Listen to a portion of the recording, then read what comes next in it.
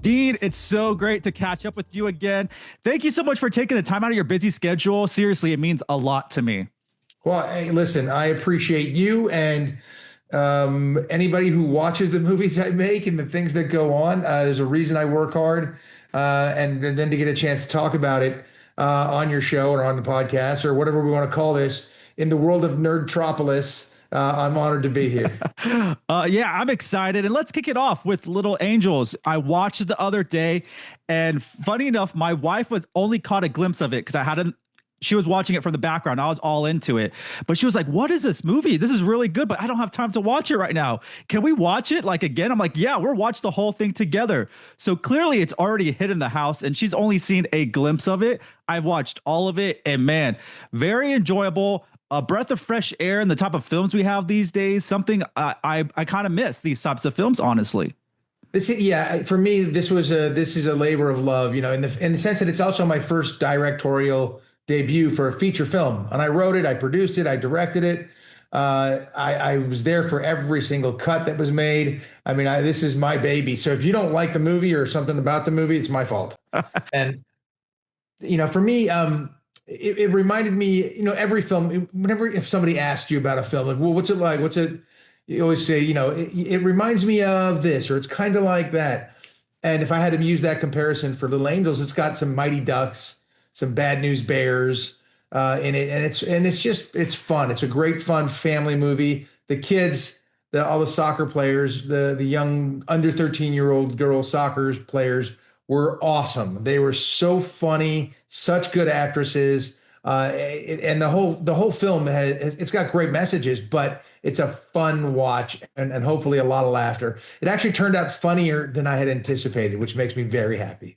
That's always good. And it is very funny. And like you said, nostalgic with the 90s films that we all grew up on, kind of reinventing this great storyline. You wrote it, you directed, you starred in it. So other than that, what inspired the story and what made you want to take the full creative control on this one and make your directorial debut with this film? It's funny. I grew up as the son of a director. My dad produced and directed Young Guns. That was Then, This Is Now, The Principal, Pure Country. And he just goes on and on. So I grew up on sets with him. I wrote for him a lot and with him a lot.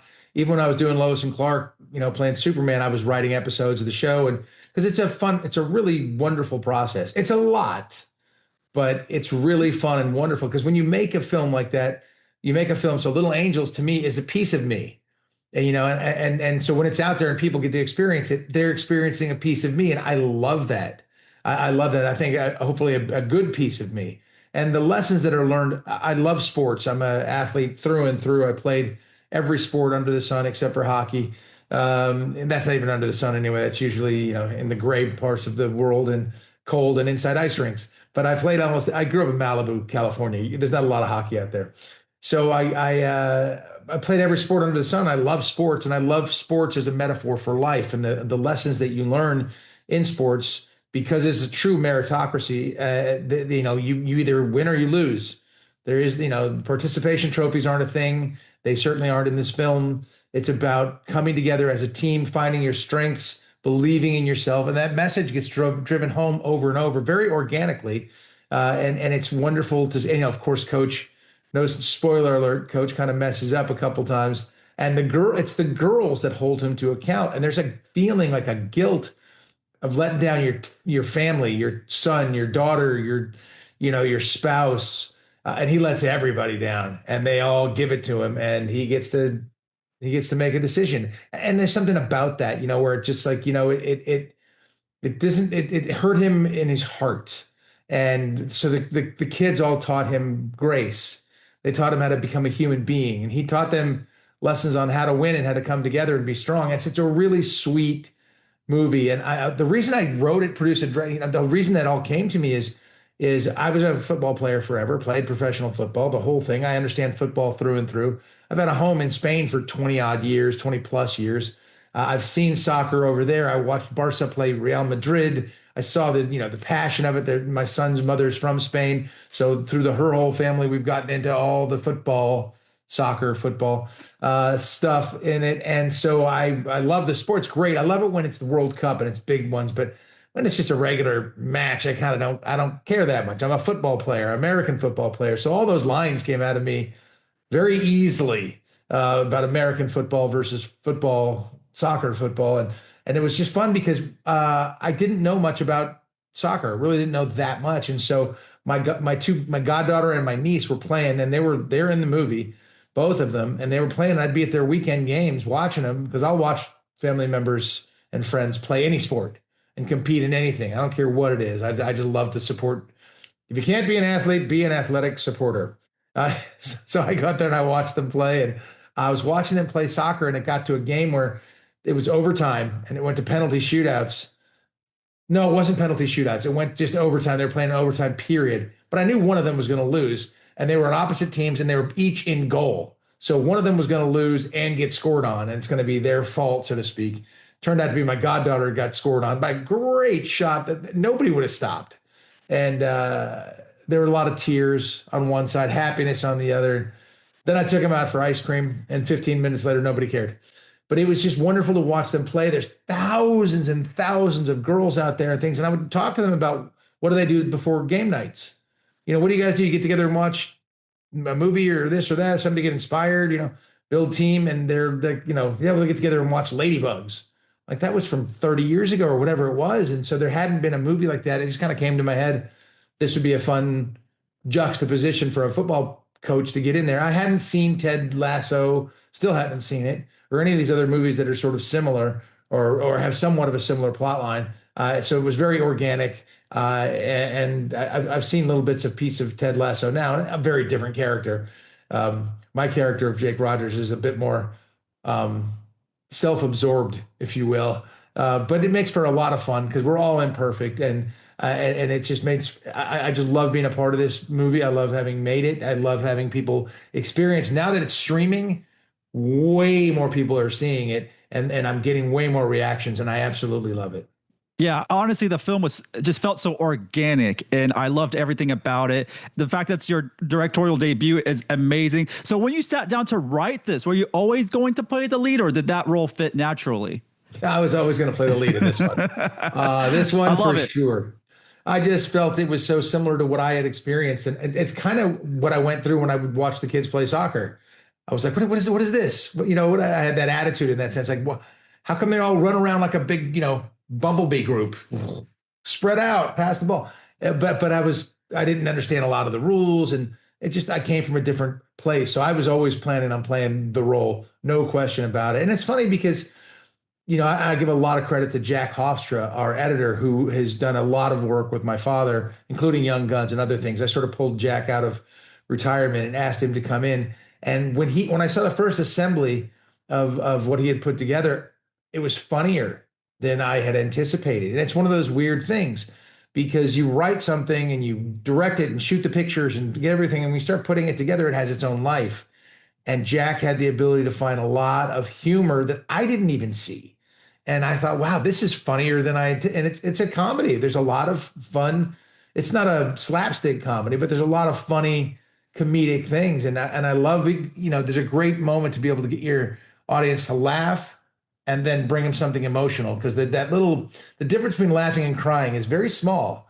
And I can go from a laugh to crying in a heartbeat. In a 30-second short on YouTube, I could go from laughter to crying. So if I could do that a couple times within an hour and a half movie, I'm in good shape. Yeah, it's charming. It's a feel-good movie. I was chuckling. I loved it. And I love the fact that you're obviously the lead. I watch anything that you're in. And the fact that you're leading this movie, I absolutely loved it. And you have a lot of great stars in there. So you have young stars. And, that could always be maybe a unique challenge. But what was it like for you as a director? Because actually all the young stars are amazing. I love the team of girls y'all put together. We got really lucky in that sense. And I had to, it was during COVID. We shot this during COVID. So I had to do all the casting from tape, which was difficult because I couldn't put the teammates together. I couldn't say, how do you guys match up and how does the team mesh? So I had to cast everybody based on their audition on tape, which I did. And I got, some really good soccer players, some not as good soccer players, but all turned out to be great actresses. And part of it was that organic feel. I didn't want them to feel like, oh my gosh, here's the movie. We're in the movie. Everybody tighten up. And so and they didn't know each other when we started. So the first time we meet them on screen was the first day they all met. So I liked it. I shot it pretty chronologically with them because I wanted them to be uncomfortable with each other and have to work. And they were all just kind of looking at each other, and I was like, "Oh, this is perfect." And it just sort of happened very organically. And then as we went on, they started to become, we would even film them in between when they were all goofing around talking to each other, and they started to become friends. And then we had some things within the movie where they're team building in a sense. Where they're at the beach or they're at the water park. And these things are the kind of things that we would do as football players, as volleyball players, as any of the teams I was on, and you do build teamwork. And that sort of happened to these girls. They became great friends, part of this huge text chain, which I think still goes on today, even though the girls have grown. It's been 3 years since we shot it, that it's out. And they look like Little Women instead of Little Angels. It's like, oof. But I don't think Little Women is as funny as Little Angels. Which is great. To the Emily Bronte, I think, movie. I think that's who wrote it. I don't know. I didn't watch it. But the girls became really good friends, and they all were so natural. There were some really strong actresses. Some of those girls were really, really accomplished and good at, like Julia Donenfeld is an incredible actress. And I knew that going in, and all the girls just really performed well. All my actors were phenomenal, and I loved it. So it was very easy for me as a director to watch them perform and see what they did. Everybody made the characters their own and just went off a little bit. And I encouraged them to do that, talk over each other, have that family, that teammate feel, and that's what helped make it so organic. Yeah, authenticity is very important. Authenticity is very important in the film, and you pulled it off. And the girls had a great role model too. And you brought Brandi Chastain on, which was epic. That's a fun surprise. So how did that come together? And did she bring what did she bring to the film, both as an athlete and a role model? I called Brandi Chastain up. I just called her up, got in touch with her, and asked her if she'd love to be a part of this because another spoiler alert here. This comes down to the big games come down to some penalty shots, and there's no bigger penalty shot in the history of U.S. national soccer than Brandi Chastain in 1999. I think. 99, was it 99? In 1999, against China, penalty shootout to win the World Cup, and she drained it. And then she took off her shirt and was on the cover of Sports Illustrated and made a big deal. She just that's the most famous, most incredible, iconic kick ever. And to hear her tell that story in person was amazing. So for the girls, and it was wonderful because I didn't have them interact with her much before they got to meet her. And she's also a head coach of a team, or a coach of a team, and she runs an amazing charity called Bossy Girls, BAWSI, Bossy Girls, and that charity helps promote women's sports, and she's amazing. So she came out for a day, and she nailed all the lines and all the things. She was wonderful. But the second the girls saw her, those reactions were so real because it'd be like, bringing in Bo Jackson for me or Michael Jordan. You're just like, whoa, all right, or Josh Allen now, Buffalo. Ooh, Buffalo. So it was great. And she was so good with the girls because she coaches. So I even had her, I'd written some words for her, obviously to go in the speech, but I said, make it your own. And she's given those kind of speeches, I'm sure 500,000 times. And then her coaching of the girls was just completely, I asked her to set up drills and set up things. And she had a couple of assistants, and she just ran the practice.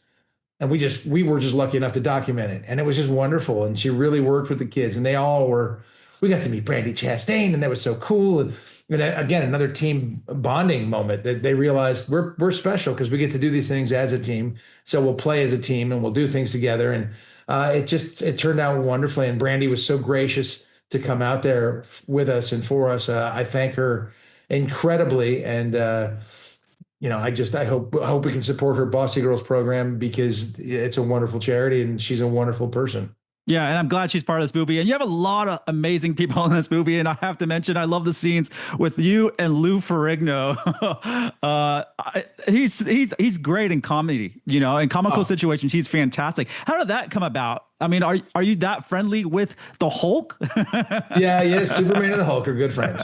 Yeah, so I just called Lou up, and I thought I also know I'm a real life sworn deputy sheriff, and I know Lou was or might even still be, and is a wonderful guy. And we had talked about that stuff before about being an officer and so on and so forth. And then I just thought it would be so much fun to have him play the goalie's parent and tell me that she's playing goalie. I mean, I don't know how much time you spend around these teams and things, but the problem is rarely the girls. It's always the freaking parents.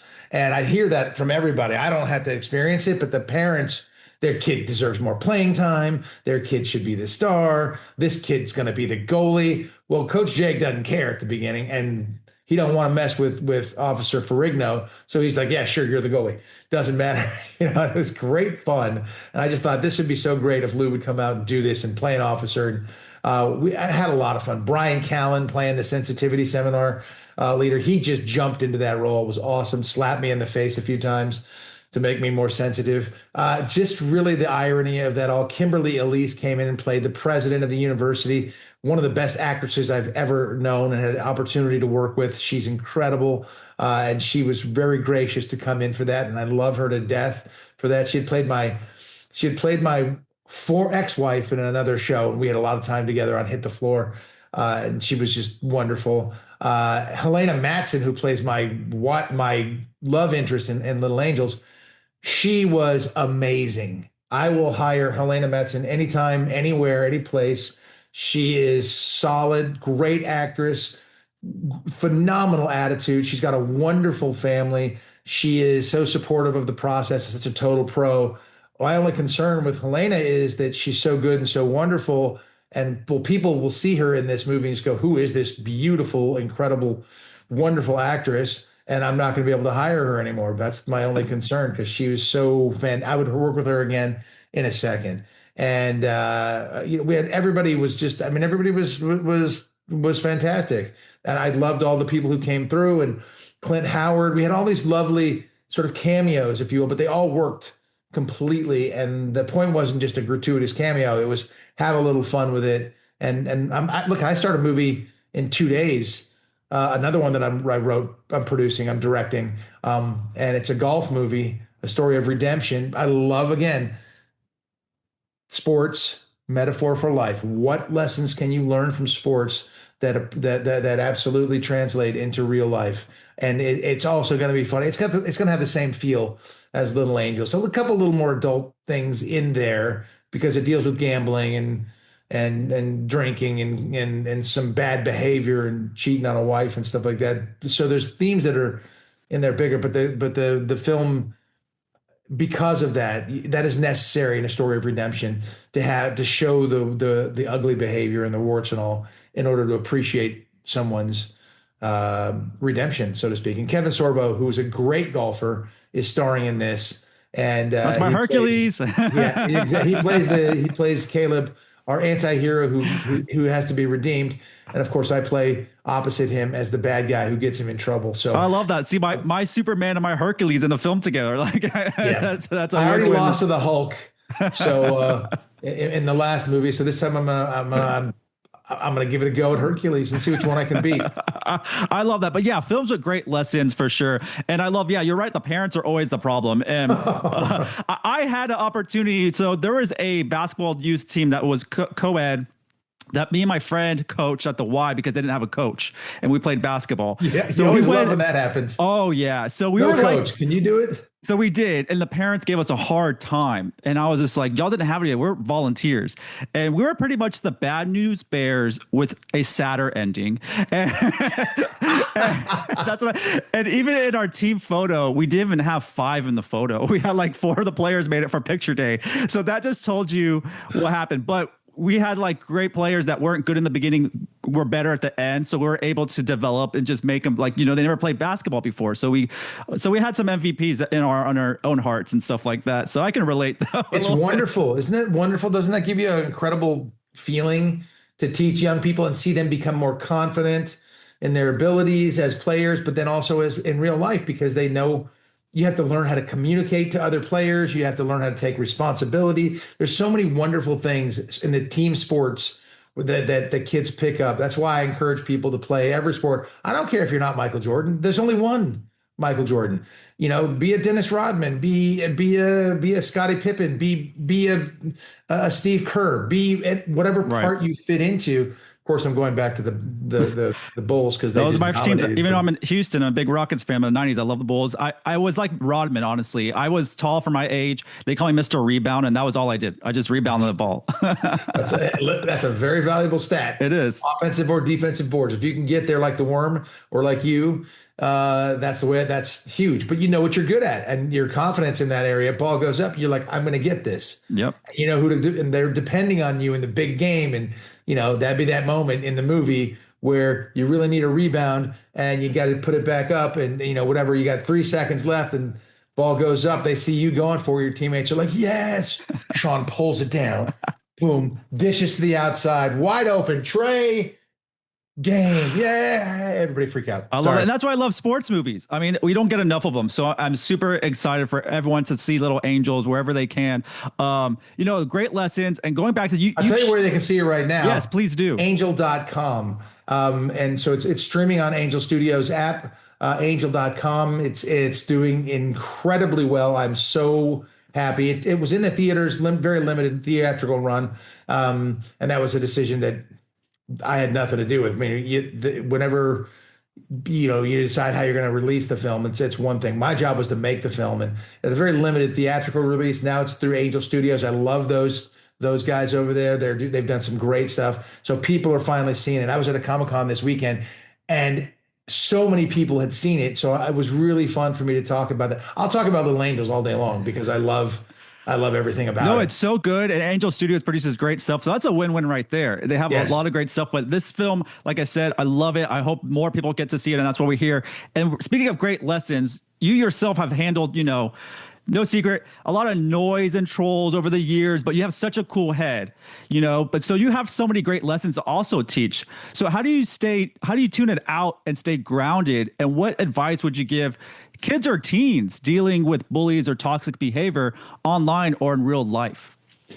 It is such a minefield these days for young folks, especially girls, but for boys too. But I think especially girls, it's really dangerous because I'm also a sworn deputy sheriff, and one of the things I work with are the Internet Crimes Against Children people, the ICAC divisions within all different departments and things. And it's just awful because if you have a smartphone or an iPad, even a gaming console, your kid, and they have it in their bedroom, predators are in their bedroom. Bullies are in their bedroom with them. You can't escape it. So as a parent, I say watch and learn and know exactly what your kids are doing online and see who they're talking to. Because it used to be one of the reasons my dad didn't want me to be an actor was because you're out there in the public eye to be castigated. And it hurts as a young person, especially if you're young and going through puberty, trying to figure out who you are, and people are picking on you. You're so impressionable and it means so much to you. In the grand scheme of things, you people at home who are listening to this, that means nothing. It means nothing. I take so many slings and arrows, so to speak. And to me, it's funny because the people I'm concerned with, their opinions are my family and my loved ones. That's it. People I know. When some random troll goes at me and says, I say something like, I don't think men should be competing in women's sports. And the response is, you're the worst Superman ever. But you have to learn to have that tough skin and to realize what it is, because those guys they're firing at people all the time. And for me, I have a tough skin. I don't care.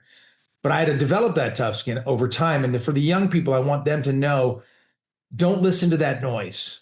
Do not listen to that noise. Do not let it affect your self-esteem or your actions. Kill them with kindness. When I get people who are like, your show was the worst I've ever seen, my response is, thanks for watching. No, and that's why I adore you so much. You're so real, authentic. You are a great role model in my eyes growing up, and spending time with you last year doing your panel at Superhero Comic Con in San Antonio was such a blessing for me. I had fun time, and hopefully I did you justice for that Lois and Clark conversation, because that was a fun sitting time. here if you didn't. Well, how do you feel about those fan convention moments? Do you enjoy connecting in that way with your fans?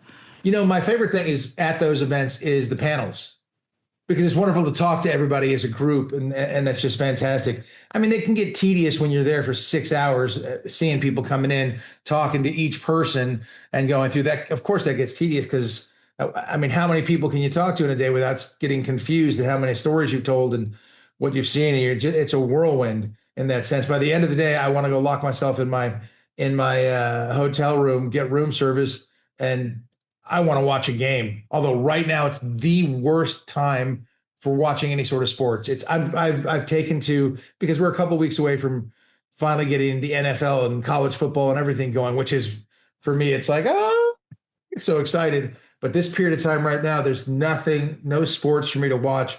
And it's very depressing in that sense, because I'm like, okay, I'll just chill. I'll be here. I'll just watch a game, and there's no game. So I'm taken to watching old games. That's how desperate I am. But it's hard to talk to that many people. And, unless it's a period of time in between, but when you're doing it a lot, to do a 3-day con is exhausting.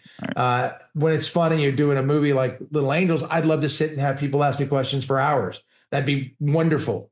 I'll sit and have a cups of coffee, and I'll talk about it all day long. Or Holy One, the movie I'm about to start right now. I'm super excited for that. Making movies can be really fun.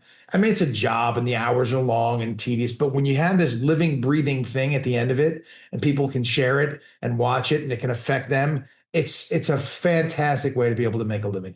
Yeah, and I'm excited to talk to you when that movie comes out, because I'm here for it. I absolutely love it. Okay, my mom did I promised my mom to ask this, though. What did you keep from Lois and Clark? And please tell me the suit is safe somewhere. All right, Mom.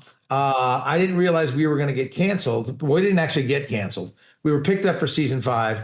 Terry, in the interim, was pregnant, and I had nothing to do with that.